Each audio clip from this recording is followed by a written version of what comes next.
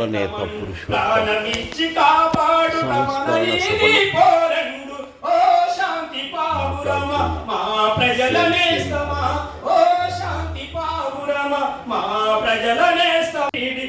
పోరు జెండ పురుషోత్తం పౌర హక్కులన్నిటికీ ప్రాణపురా పురుషోత్తం ఓ శాంతి పావురమా మా ప్రజల నేస్తమా ఓ శాంతి పావురమా మా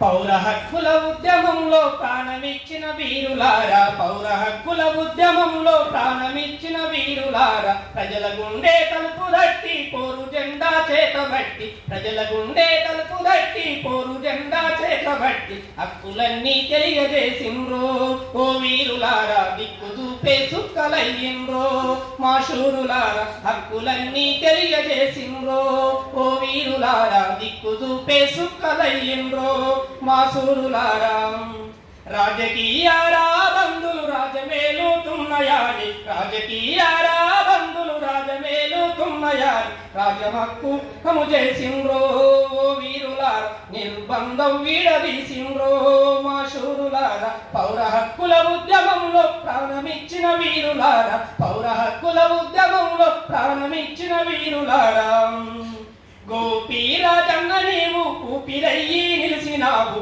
గోపీరాజన్న నీవు ఊపిరయ్యి నిలిసినావు రామనాదం సారు నువ్వు రణము చేయ నేర్పినావు రామనాదం సారు నువ్వు రణము చేయ నేర్పినావు పొడిచె పొద్దు నడిసి వస్తుందో ఓ వీరులార పోరు జెండా చేతబట్టిందో మా సూరులార పొడిచె పొద్దు నడిసి వస్తుందో ఓ వీరులార పోరు జెండా చేతబట్టిందో మా సూరులారా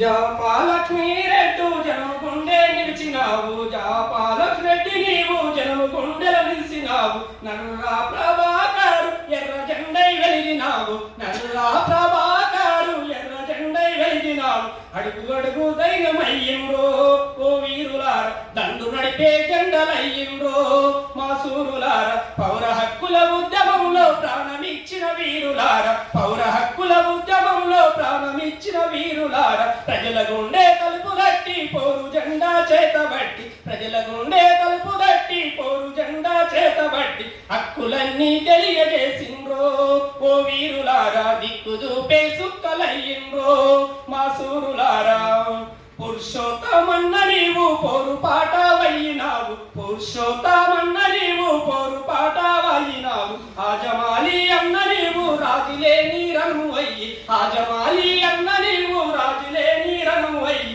పిడికిలి కొసమెరుపులయ్యిండ్రో ఓ వీరులారా పిడికిలి పోర్కేకలయ్యిండ్రో మా శూరులారా పౌర హక్కుల ఉద్యమంలో ప్రాణమిచ్చిన వీరులారా పౌర హక్కుల ఉద్యమంలో ప్రాణమిచ్చిన వీరులారా ప్రజల గుండె తలుపు దట్టి పోరు జెండా చేతబట్టి ప్రజల గుండె తలుపు దట్టి పోరు జెండా చేతబట్టి హక్కులన్నీ తెలియజెప్పిండ్రో ఓ వీరులారా దిక్కు చూపే సుక్కలయ్యిండ్రో మా శూరులారా మీ ఆశయాలు మరవబోము మీ భాష కథలు ఆశయాలు మరవబోము మీ భాష కథలు హక్కులన్నీ దక్కే వరకు ఉక్కి పిడికిలయ్యి వస్తాం హక్కులన్నీ దక్కే వరకు ఉక్కి పిడికిలయ్యి వస్తాం పోరు దారిలో సాగుతుంటామో ఓ వీరులారా ప్రగతి మార్గం చూపుతుంటామో మా శూరులారా ప్రగతి మార్గం చూపుతుంటామో మా శూరులారా పౌర హక్కుల ఉద్యమంలో ప్రాణమిచ్చిన వీరులారా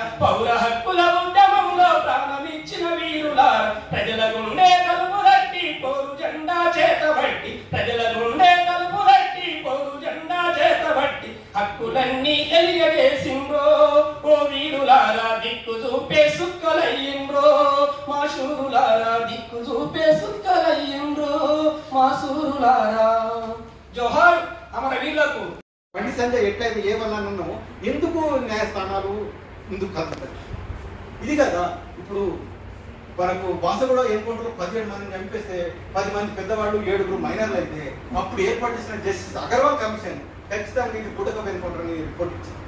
కానీ వాళ్ళకు నష్టపరిహారం ఇచ్చింది, కానీ ఎటువంటి న్యాయ ప్రక్రియ లేదా వీళ్ళు నేరస్తులని చెప్పి మనకు ఏదైతే మనకు ఆంధ్రప్రదేశ్ హైకోర్టు ఇచ్చిన జడ్జిమెంట్ ఎన్కౌంటర్ల మీద కనీసం వాళ్ళు నేరస్తులు తిరిగినట్టు కేసు నమోదు చేసినాక న్యాయస్థానాల పట్ల వాళ్ళకి విశ్వాసం ఉన్నది కదా.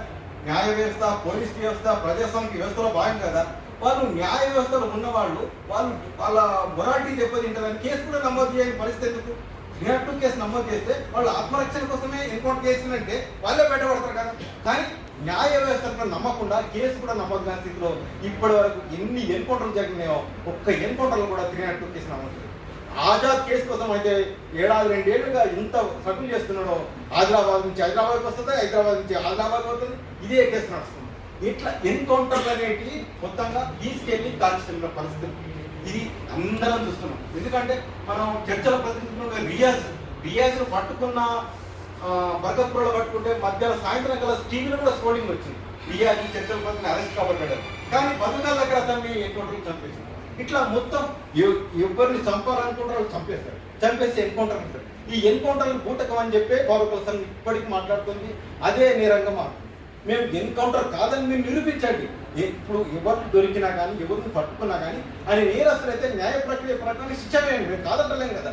కానీ అటువంటిది కాకుండా మీరు అతన్ని మీరే చంపడం అంటే దేశంలో న్యాయ వ్యవస్థ ఉన్నట్ట, ఒక ప్రజాస్వామ్యం ఉన్నట్ట, ఏమున్నట్టు? మరి ఈ ప్రజాస్వామ్యం లేకుండా అప్పట్లో మొబైల్స్ ఇవన్నీ ఏం లేవు కాబట్టి వార్తలలోనే విషయం విని అప్పటికప్పుడు బయలుదేరి జీవితంగా వచ్చినాం. అయితే మేము ఏమేమి ఊహించుకుంటూ వచ్చా అంటే అసలు కళ్ళ మీద అంత భయంకరంగా ఎట్లా తగిలిందంటే అసలు మెమరీ ఉందో లేదో, లేకపోతే అసలు స్కూల్గా ఉన్నాడో లేదో, ఇవన్నీ భయంతో వచ్చాము. అది తను హాస్పిటల్లో ఉన్నప్పుడు అంటే అప్పటికి తను బాగానే ఉండింది, చాలా భయంకరంగా దెబ్బ తగిలింది. అందుకు తెలుసు అన్ని కొత్త వాళ్ళు కూడా ఉన్నట్టు చెప్తున్నాను. మొత్తం తల ఒక ఎల్ షేప్లో పగిలింది, కుట్లు పడ్డాయి, అంత పరిస్థితి అన్నమాట. అయితే ఆయన స్పృహలోకి వచ్చిన కొద్దిసేపట్లో అని చెప్పిన విషయం ఏంటంటే, స్వేచ్ఛ పత్రిక పోస్ట్ చేయాలనుకున్నాం కదా, ఇప్పుడు ఎలాగో నన్ను చూడడానికి అన్ని జిల్లాల వాళ్ళు వస్తారు కాబట్టి ఇక్కడి నుంచే డిస్ట్రిబ్యూషన్ చేసేయచ్చు, హాస్పిటల్కి తీసుకురండి అంటే డాక్టర్ కూడా అన్నారు అనమాట, ఇది హాస్పిటల్ బాబు, ఇది మీ పౌర హక్కుల సంఘం ఆఫీస్ కాదు, ముఖ్యంగా మీకు రెస్ట్ కావాలి, మీరు ఏమి ఆలోచించకండి అని. అంటే ఆయన పురుషోత్తం కమిట్మెంట్ అలాంటిది అని చెప్పడానికి నేను ఉదాహరణ చెప్పాను. అయితే చాలామంది మిత్రులు న్యాచురల్గానే ఆయన ప్రాణాల గురించి చాలా భయపడి తోచిన సలహాలు ఏవేవో ఇచ్చేస్తూ ఉంటాం కదా ఉచితంగా మనం. అందులో చాలామంది చెప్పింది ఏంటంటే, ఆయన పోనీ ఇక్కడ టార్గెట్ అయిపోతున్నారు కదా, ఇంకో రాష్ట్రానికి వెళ్ళి పనిచేస్తే అట్లా ఉంటుంది, ఇక్కడి నుంచి అయితే తప్పుకోవాలన్న. అంటే ఆయన అన్నారనమాట, ఎక్కడికి వెళ్ళినా మనం ఇదే పని చేస్తాం కదా, పని చేస్తే ఎక్కడున్నా చంపుతారు కదా, అంటే ఎవరో ఒకళ్ళని అంటే ఆ పని చేసే వాళ్ళు కావాలి, చేసే వాళ్ళని చంపుతారంటే మనకి ఎవరో ఒకరు చచ్చిపోవాలి, ఎక్కడికి వెళ్ళినా మనం పని చేసి చచ్చిపోతాము. అట్లాంటప్పుడు ఇలా వెళ్ళిపోవడం వల్ల మనం ఏం మెసేజ్ ఇస్తాం ప్రజలకి? అంటే టార్గెట్ అయిపోయినప్పుడు తప్పుకోండి, ప్రాణాలు కాపాడుకోండి అని చెప్తే ప్రజలకు పోరాడమని ఎలా చెప్పాలమ్మా?